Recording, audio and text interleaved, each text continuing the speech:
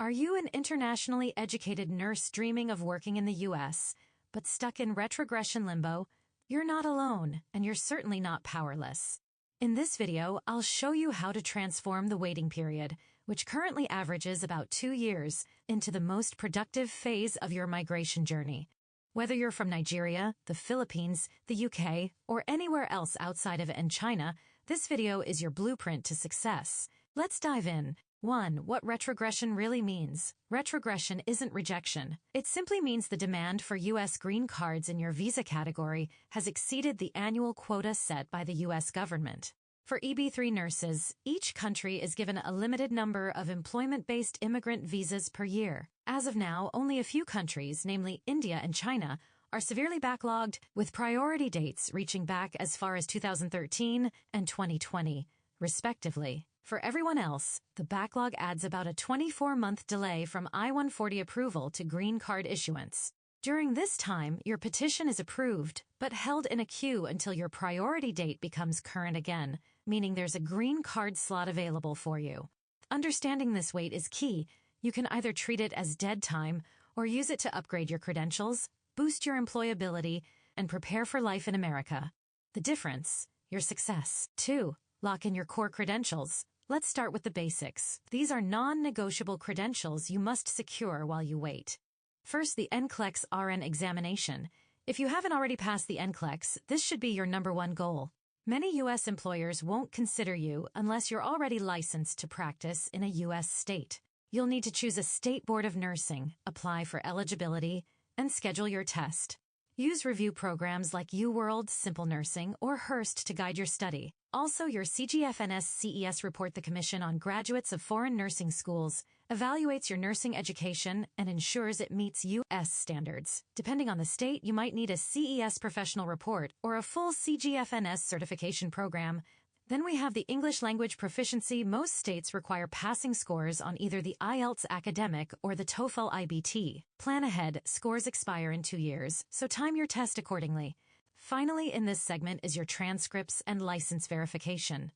This often includes contacting your nursing school and national regulatory board to send official documents to CGFNS or your state board. Make sure your documents are accurate and properly translated if not in English. Getting all this done can take 6 to 12 months. So the earlier you start, the smoother your transition will be. 3. Advance your clinical value. Now that you're working on your core documents, it's time to enhance your clinical capital.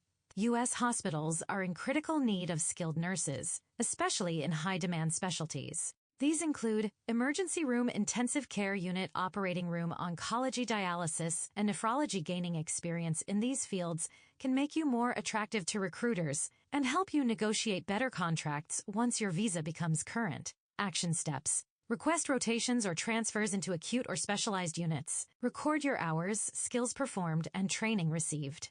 Obtain certificates in ACLS, PALS, BLS, and TNCC, all of which are commonly required in U.S. facilities. Shadow or work under senior nurses in high-pressure areas and ask for letters of recommendation or skill competency checklists. By the time your visa is approved, you want to be a well-rounded, adaptable nurse that is ready to hit the ground running. 4. Keep learning and stay current. The U.S. healthcare system is heavily digitized and protocol-driven. Nurses are expected to know how to navigate electronic health records, collaborate in interdisciplinary teams, and follow evidence-based practice guidelines. Here's how you can sharpen your skills from wherever you are. Enroll in online BSN or MSN courses, especially if you hold a diploma or associate degree. Many U.S. employers prefer BSN-prepared nurses. Take free continuing education courses from platforms like Medscape, RN.com, or the American Association of Critical Care Nurses. Get familiar with U.S. healthcare jargon, drug names, and charting standards. Create a digital portfolio with copies of your certificates, CPD records, and reflections on practice. U.S. interviewers love prepared candidates. The goal is to step into your U.S. hospital already understanding their expectations, policies, and technology. 5. Master U.S. licensing paperwork.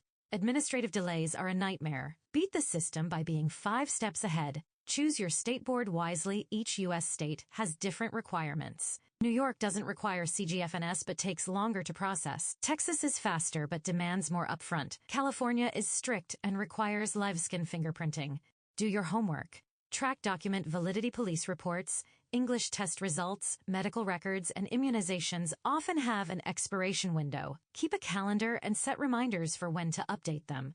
Budget wisely licensing, transcript evaluation, English tests, courier fees, and NCLEX costs can add up to $2,000 to $3,000. Create a savings plan now to avoid last-minute stress. This phase is about system mastery. The paperwork may seem boring, but it is the bridge between you and your American nursing career. 6. Network and recruit. You don't have to go through this process alone. Join international nurse communities on Facebook, WhatsApp, or Reddit.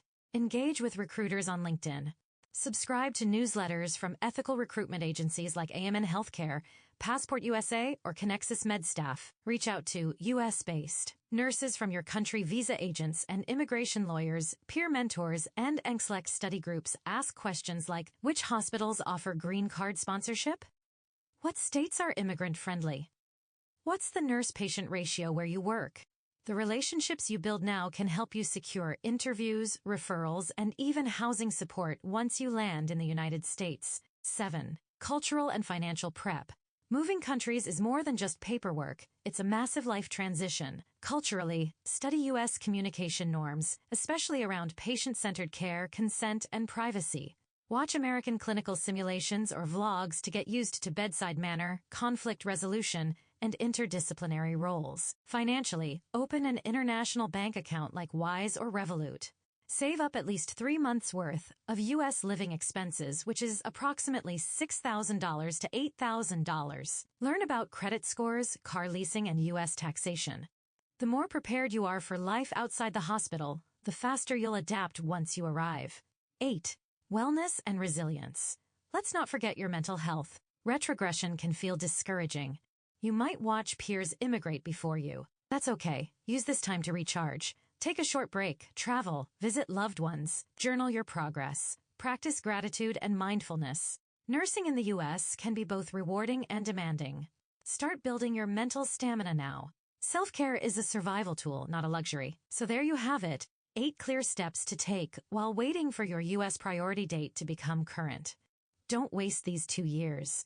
Turn them into a launch pad for the best version of your nursing career. Hit subscribe, like this video, and comment below where you're tuning in from and what phase of the journey you're in. I'm rooting for you, and soon America will be too.